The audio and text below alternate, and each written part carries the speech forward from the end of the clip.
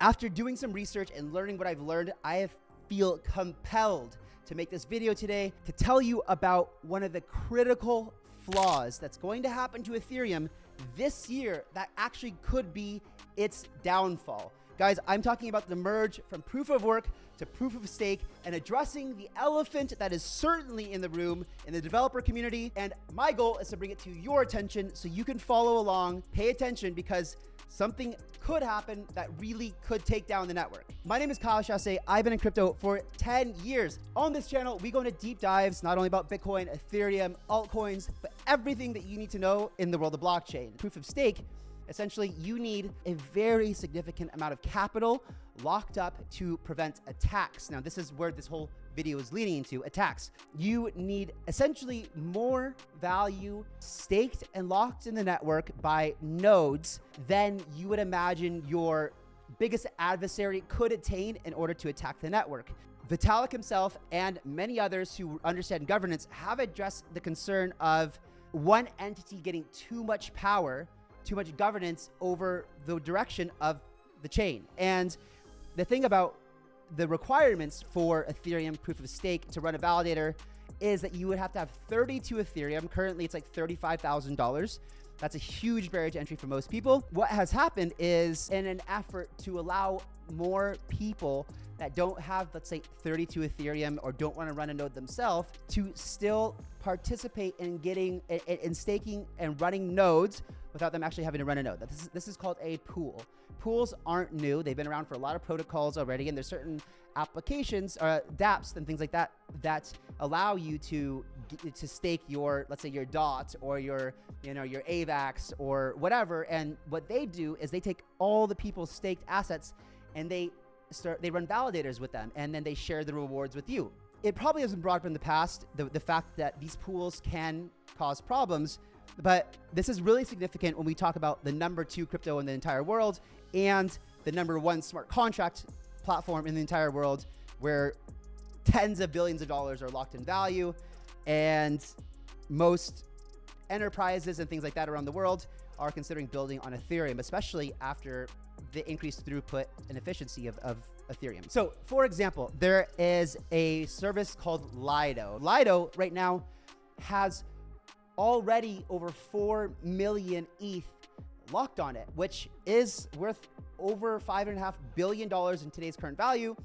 And that accounts for 31.5% of the entire value locked on a ETH 2.0 beacon chain, right? 31.5%. So here is where the entire problem comes into play. At 33% is what is required for things like proposals to pass. If you have 33% or more of the network, you can start making decisions that can seriously affect the network, whether it's good or bad. This becomes entirely centralized. Let me paint this picture for you if it's not already abundantly clear. So we expect the merge to happen probably in November or so. Right now, Lido is only 1.5% away from having the ability to censor the network, to do whatever it wants the network, put forth its own proposals. So now you understand why I'm making this video. So let me add some perspective here.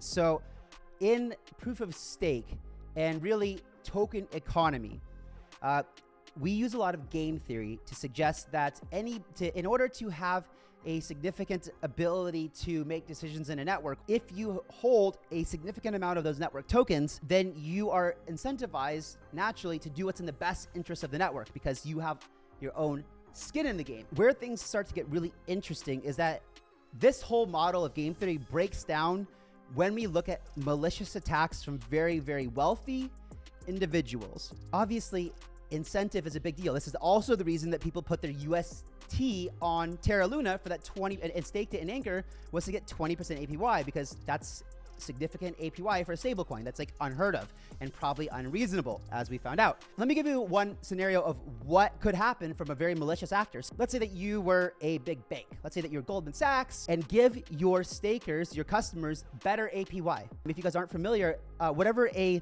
new layer 1 launches, like Avalanche or Solana, for example, they always offer a very huge APY for anyone coming in locking value on their network when they launch in order to attract new users, and it's a great marketing message. So you always see this. All would have to happen is malicious actor to offer better APY, everyone would flee over there, and soon enough, they would have 33, 34, 35% of the network. Game theory would also suggest that this entity wouldn't do something malicious because they have a lot of stake or skin in the game. However, in this scenario I'm painting for you, it's not their skin in the game, it's their skin of their customers. No skin in the game. It's cost them literally nothing but other than a little bit of money in marketing and unrealistic APY. They would steal a lot of customer share from Lido and from Rocket Pool, for example. And then the merge happens. All they would have to do is go to FTX or something, open, I don't know, a $10 billion short on Ethereum and completely just F the network, right? They would just do something super malicious that causes a lot of FUD and basically breaks everyone's trust in Ethereum.